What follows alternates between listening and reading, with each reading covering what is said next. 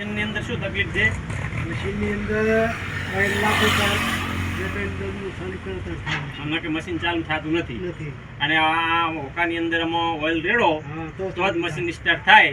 અને કે ચાલુ થતું નથી, ગમે એટલે અંડર મારો ચાલુ થાય જ નહીં કોણ. ના, અને ડીઝલ પણ વધારે ખાય છે. ડીઝલ ખાઈ જાય. અને અમુક કારીગરો એમાં અંદર નોઝલ નાસી હતી, પણ એ કોઈ નવી નોઝલ સેટ થતી નથી એમ મને વાત મળી હતી. બરાબર? નથી થતી.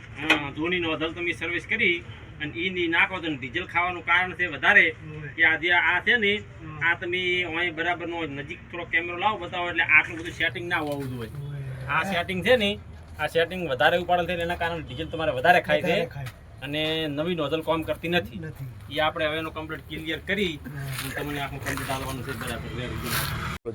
જો આપણે મિત્રો ટાઈમિંગ મેળવવા માટે આખું મશીન ખોલેલ છે. આ ક્રેન્કશાફ્ટ નવી નાખેલી છે એટલે એને ટાઈમિંગ મેળવવા માટે હવે આ છે ને આને આ પૂરેપૂરું બતાવજો.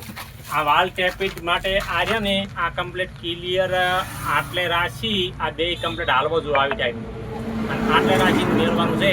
અને આ ટાઈમિંગ ચક્કર છે. ટાઈમિંગ ચક્કર મેળવવા માટેનો આ ગુડિયો જે આને છે ને આ કમ્પ્લીટ ક્લિયર ઉપર આવવો જોઈએ.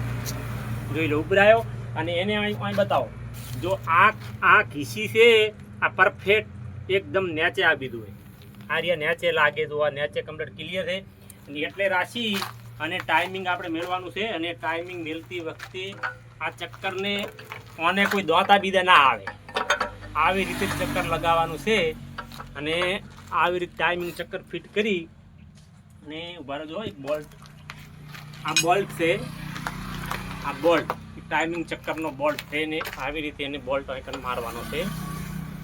આ ટાઈમિંગ જે મિત્રોને મેળવામાં ખબર રહેવી જોઈએ. જો ટાઈમિંગ ગલત લાગશે તો પણ તમારે જો આ શીલો આપણે નથી આવતો તો એને શું કરવાનું છે આવી રીતનું આમ પાછું ફેરવવાનું છે. આવી રીતે આમ પાછું ફેરવી દો તો ખસી ના જાય અને કમ્પ્લીટ ક્લિયર રાખી અને પછી ફિટિંગ કરવાનું છે. રાખો અમુક ફિટિંગ આંખ ખોલવું હોય ને તો કાઠું કોમ છે એના માટે આ વ્હીલ કાઢવું પડે છે. વ્હીલ અને આપણે આ વ્હીલ કાઢ્યા વગરનું અને આવી રીતે અહીંથી નાખવા માટે શું કરવાનું છે અહીંથી લેવાનું છે આમ અને અહીંથી લઈ અને આવી રીતે આમ કરવાનું છે. અને આવી રીતે લઈને આ સરળતાથી આવી રીતે ફેરવો છો. હા એને એમ ફેરવવાનું છે.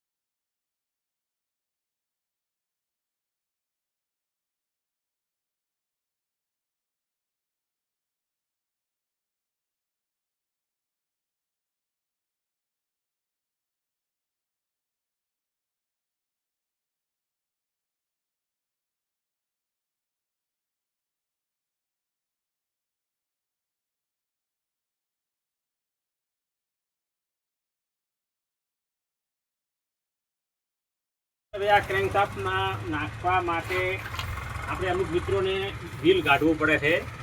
વ્હીલ અને આને આપણે વ્હીલ કાઢવાનું નથી. જેમ કે એનું કારણ જોઈ લો તમને એ આ બતાવું છું. હાવ ફોયલા ઉપાય કે આ છે ને આવી રીતે ઓને આમ કરી અને આ થઈને ઓને લઈ લેવાનું છે. આવી ટાઈપ લઈ અને આ આવે છે ઠોકર. આ ઠોકરને આપણે ઊંચી ઉપાડી લેવાની અને આની અંદર આ ગાળો આવે છે. આ ગાળાની અંદર આવી રીતે નાખી દેવાની છે અને કમ્પ્લીટ નાસી અને ક્લિયર કરી અને એને ટાઈમિંગ મેળવવા માટે અને શું કરવાનું છે એ જોઈ બધું ચાલુ. આમાં તમને પૂરેપૂરું આખું બતાવું છું.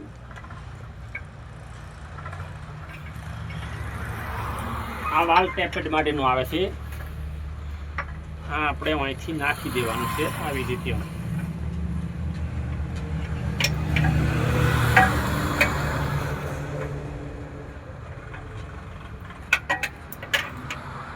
આવી રીતે નાખી દેવાનું છે.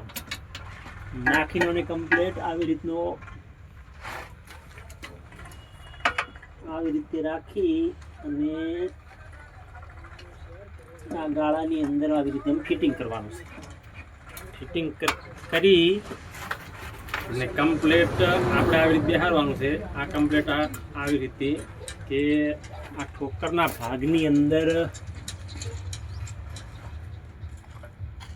આવી રીતે રહેવું જોઈએ.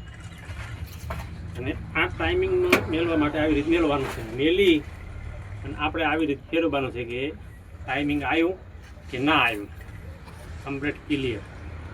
આ નાખવા માટેની આ વ્યવસ્થાનો વિડીયો તમને જોવા મળશે. અને આપણું જો આખું પૂરેપૂરું મશીન ખોલેલું પડ્યું છે આખું બધું ટોટલ. આની અંદરથી જો બુશ ખસી ગયેલું હતું અને એ બુશનો ફોલ્ટ આપણે કમ્પ્લીટ ક્લિયર કાઢ્યો છે. અને આમાં કારીગરો મથીને જેલા હતા બે કામ, પણ કોઈ ભાઈને ફોલ્ટ કાઢી આવ્યો નથી. અને એની